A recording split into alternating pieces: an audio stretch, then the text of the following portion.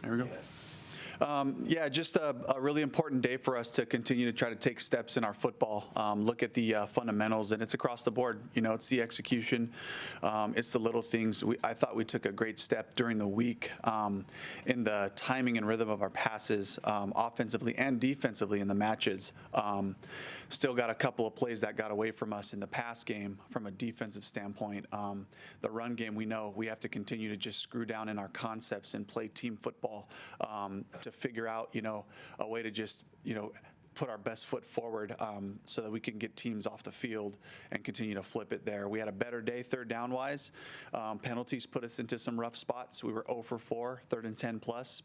Those are really difficult situations to live in. When we were in 3rd and 9 or less, we went 5 of 7, I believe. And that's the world we want to live in so that we can continue to play our style of football. Special teams wise, I thought we covered the kicks great.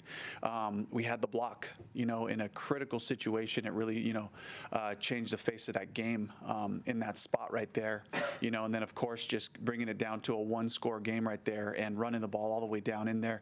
We got to be able to finish. Andy threw the interception on that play. There were some choices to be made right there, to just continue to keep playing football, and that goes across the board. Just, guys, we just got to continue to just tighten up the ball security. We didn't lose any fumbles, but there were a few on the ground. That's something that's like high alert for all of us as coaches, and so we went right there to the basics of it today. And looking forward to just getting back, taking on the Commanders, and focusing on our fundamentals.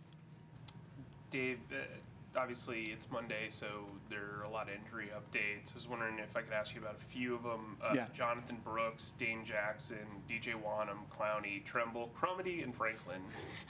Or do you want to go one by one? So Jonathan Brooks, he's checked all the boxes in terms of his getting back to being able to practice.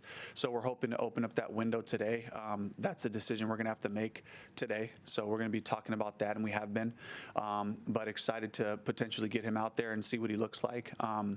Let's see, Dane Jackson has put 2 fantastic weeks together. So this is a real big time. Again, a lot of these decisions happen the next day or two for us to make those decisions. But he's looked great, and to see if there's a chance that he can help us in some way, shape, or form. Sam Franklin has been cleared to come back to practice, so we're excited to get him back out there. But again, football shape, right? The football movements, being out there and doing all those things. So I'm excited to see Sam back out there. Jaden Crumity, again, just still in the return to play type of mode right now. So that's where he'll be at. And then anybody else I missed? Wanham's coming along. Again, this is another important week. He still has to finish that last stage. He's kind of been right there. So we're waiting to just see all that come together before we put him back out on the field to see him practice. Jadeveon will be day-to-day, and we had great talks with him this weekend, just kind of moving him around, throughout the whole weekend to kind of see where he's at. And so we're going to, again, just kind of test him and be day-to-day on that, just seeing what we can get him. And again, for Jadeveon, we'll take whatever percentage of JD that we can get to get him out there, because he certainly is a help in all phases. The offensive line didn't allow a sack. You guys averaged about 4.8 yards per run. What was your takeaway from the way that Brady and Josh played when you watched the film? Yeah, we had a couple of things where we weren't on the same page early. We settled in, came out of the half, and really just played good football from then on out. And I thought they did a great job. We were depending on those guys. They stepped up to the challenge and played really well against a good front. Dave, I guess one thing you got to cut down is the self-inflicted errors. I mean, the 3 false starts, a snap, a miscommunication.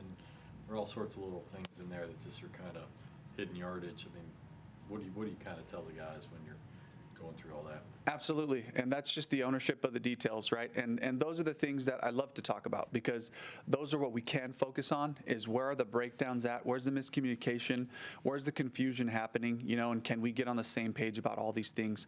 Are we doing too much as coaches? We always have to ask ourselves. They're just showing us, what we can handle and what we can execute. And then the players have to be really honest about, guys, we do these plays all the time. We have these shifts and motions. Let's be crisp on those things. And false starts is just a focus thing, so it's just a matter of being able to settle in and play our type of ball, but it makes it harder. And we overcame some pretty difficult situations offensively, early on in the first half with some of the penalties, but you can't expect to consistently overcome those. Let's give ourselves a chance. Pre-snap perfection is what our goal has been, and we got to make sure that we get back to that. We've seen Chuba on the field production and what he's done. Yeah. What's the behind the scenes thing we haven't seen that shows his leadership and the ways he stepped up? It's just the way that he comes to work every day with the focus and mentality to get better. He truly has that mentality that I love, that I wish we can all grow to as a group. Is today is a day where I get to improve, and he improves every day in practice, game to game, in the different ways he presses runs or picks up protections or runs certain routes. He's in this relentless pursuit to find his best, and that's the leadership that we need, is guys that exemplify the way they take care of their bodies, the way they prepare mentally to take on these practices, how critical the walkthroughs and everything, just the focus and intentionality it requires to be a professional. We're not asking too much about the whole group, and Chuba definitely is standing in for the message for the whole group of how we approach every day. Dave, when you guys drafted Jonathan, you and Dan, one or both of you said you'd hoped he'd be ready for the start of training camp. Yeah. What happened with that timeline, and just could you take us through that? Yeah, we just had to take it in stride based on where he was at in his body readiness and his movements, and again, those phases that you got to go through.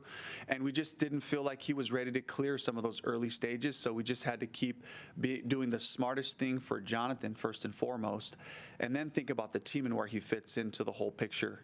So we just kind of took it that way, and we were really intentional, really engaged with Andrew Altoff and Kevin.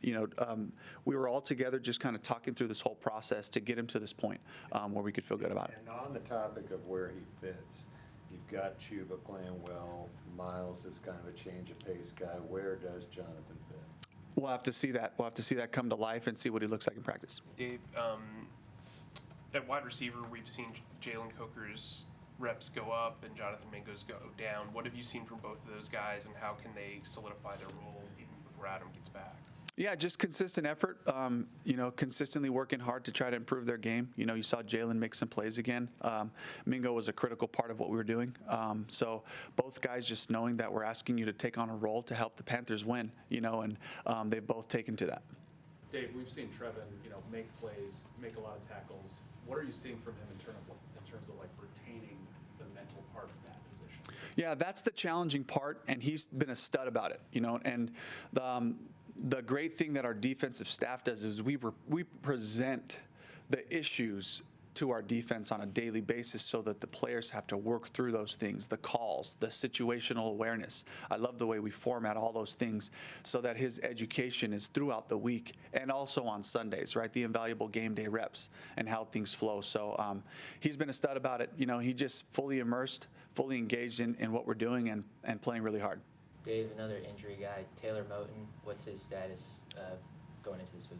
Yeah, it's day to day. So, we just got to continue to get the strength back in that tricep and keep pushing and pulling on things to the point where we feel confident about getting back in there. On draft day, the feeling was that Brooks was the future for you guys at running back.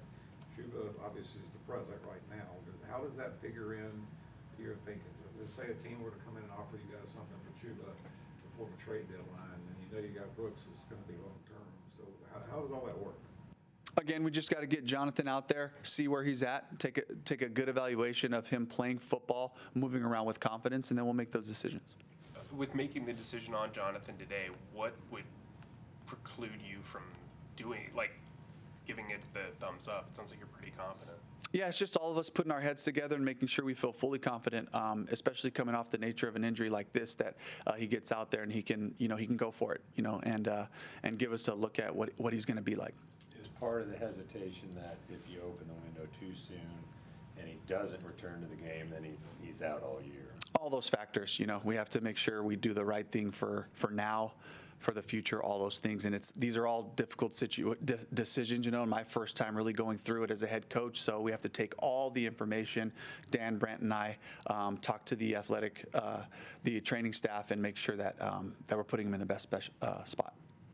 Could you just sort of remind us what you guys saw in him before the draft and, why you guys wanted to take him? Yeah, explosive ability, combination of size and speed, body control, I thought was really rare for what we've seen, in the past couple of years. a really fluid catcher out of the backfield, the ability to hit the home run, to take it the distance, and a natural patience in his run style. So he has a combination of a lot of great traits that you hope for. Everybody good?